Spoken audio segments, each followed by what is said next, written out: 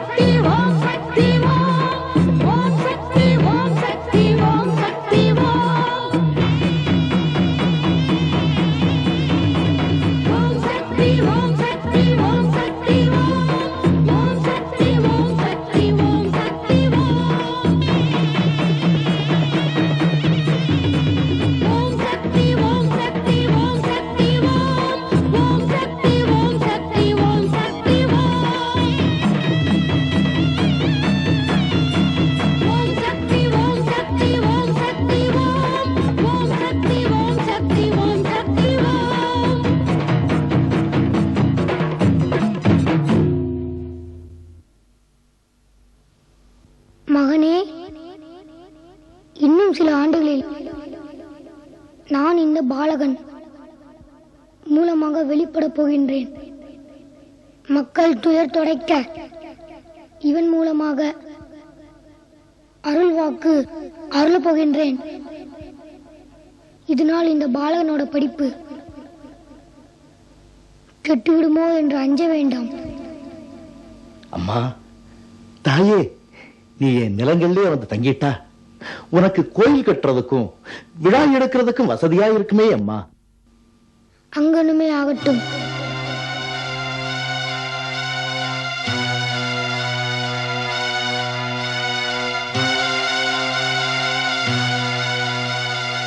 அடிகளாரின் தமக்கையார் அம்மை கண்டு குளிர்ந்து விட்டார். தமக்கையின் மறைவை அவரால் தாங்கிக் கொள்ள முடியவில்லை. பள்ளி முடிந்ததும் மாலை நேரத்தில் தமக்கை அடக்கம் செய்யப்பட்ட இடத்தில் போய் அமர்ந்து கொள்வார். மனம் வருந்தி கண்ணீர் விடுவார். அப்படித்தான் ஒரு நாள் ஒரே தாகம். பக்கத்தில் ஒரு கிணறு. எட்டி பார்த்தார்.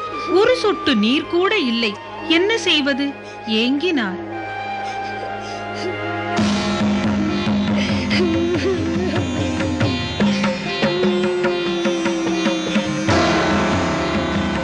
அன்றொரு நாள் சீர்காழியில் சம்பந்தர் அழுதார். அன்னை துடித்தோடி வந்தாள். வண்ண பொற்கிண்ணத்திலே அன்னை அளித்த பாலருந்தி சம்பந்தர் அன்று முதல் ஞான சம்பந்தராய் மாறினார்.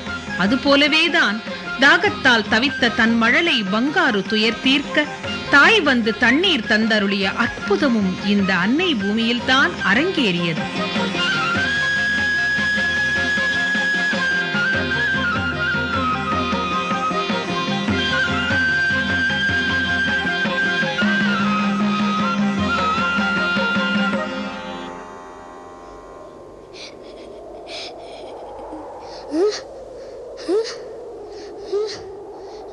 உலகுய்ய வந்த உத்தமர் அன்னையின் அருள் பெற்ற காரணத்தால் ஆனந்த பரவசம் அடைகிறார்.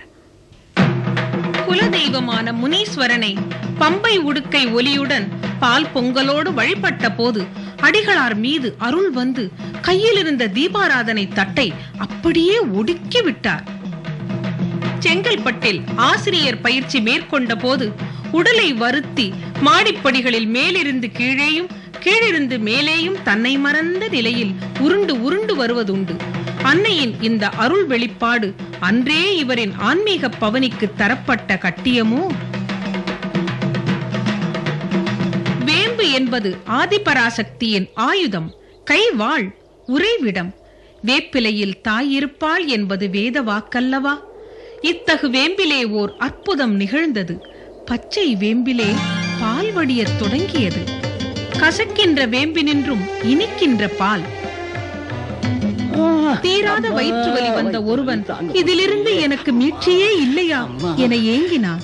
இந்த வேப்ப மரத்தின் அருகிலே வந்தான். அப்படி என்னதான் அதிசயம் இதில் என்று சுவைத்து பார்த்தான்.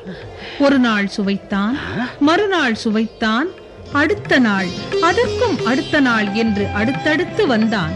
சுவைத்தான். வேப்பம் பால் விசேஷத்தால் அவன் வியாதி தீர்ந்தது.